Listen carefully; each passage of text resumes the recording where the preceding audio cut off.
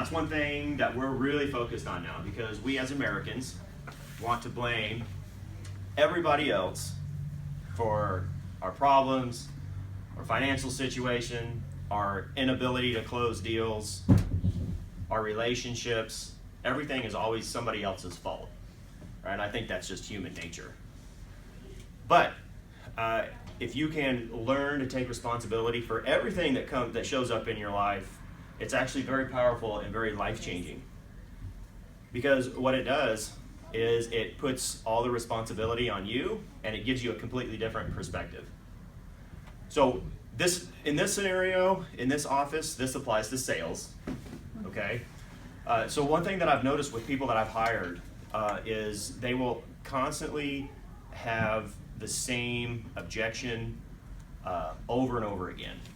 So I had a kid that worked for me about a year ago, and his big problem was when he would talk to sellers, he could not get them to give him his email address.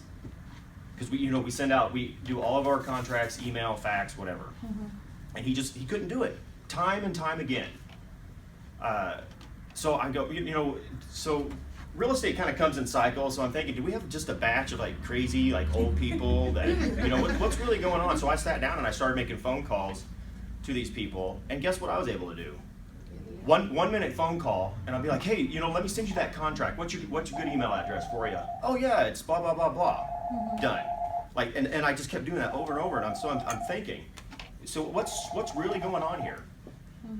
So the problem was he wasn't sold on the idea. That was the total problem. Internally, he was like, I can't get people to give me their email address. Period.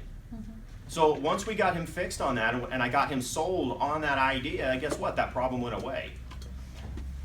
So if you are hearing specific complaints, oh, I'd never take that for the property, you're probably going to hear that one.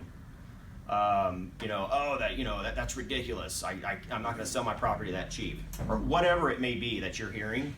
What you need to realize is that's not coming from the seller or the buyer or anybody you talk to. What it is it's a reflection of what's on the inside of you. That means that you're not sold on some concept or some idea, and you need more training. That's why we do our Monday morning trainings and sit around and talk about issues, and that's why I talk about big picture, to get you guys sold on what we're doing here.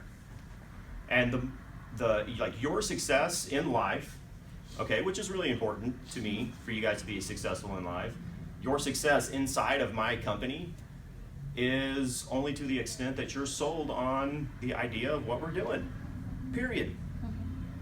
So if you're getting objections, if you're getting complaints, I want you to be writing those down.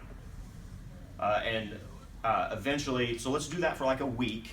And I keep talking about this, but I haven't done it yet. But here's what I want to do is sit down like 5-10 minutes in the morning when everybody's here and talk about the objections that you're hearing. Talk about the complaints. Talk about any like red flag. To me, those are red flags. If I'm hearing something from a seller or from a buyer that's, they always want to beat you down on price. I heard that for a long time in my career, and you know why? Because internally I'm thinking, man, I don't have $65K to spend to buy one of these freaking turnkeys. That's a lot of money, right? That used to be like, $50, $60K. That was like my yearly salary for the first 30 years of my life. And I couldn't wrap my head around it. But once I sold myself on that concept of, hey, this is actually a badass deal, and we have all these systems in place, and we've got property management to take care of them on the back end, guess what started happening? Started selling more deals, right? And then I started teaching my salespeople that, and they started selling more deals. So to me, that's a very powerful concept. It's actually, if you can apply it to your life, it's literally life-changing. So, as we go through the day-to-day, this is going to be the focus. I take full responsibility. Okay, so quick sales lesson. We're going to Grant Cardone it right here. When you're hearing objections, you should never argue with anybody, ever, on the phone. And it's not the old saying that the customer's always right. Okay, but what you're doing is you're handling that objection in a certain way.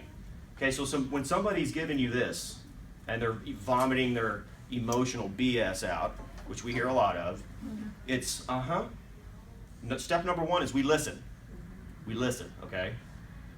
Then step number two, absolutely, Mr. Seller, I know that that's a really low offer, but I take full responsibility for that. I'm just trying to put some food on the table for my kids, okay? So we listen, we agree with them, we take full responsibility, okay, and then we keep in the sales process. That's another thing that took me years to learn. Just because somebody says no, that never means no. I love how Grant talks about kids, because kids are the best salesmen, especially if you're a mom. Like, you probably get that fact, because kids are what? They're persistent. They don't quit that sales process because they want that candy, right? They want that toy. They want whatever they want, and they'll just keep.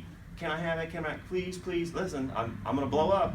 I'm gonna blow up in the store right now if you don't give it to me. Right? And the thing is, we've all been there. What do? 90% of the time, we give in. No. Right? And that's sale. Okay, well, maybe some moms don't. But I'm totally guilty of that too. That's the last thing I want, is for a bunch of nonsense going on in the store, because it's embarrassing. But the thing is, man, it's like, it works. It works.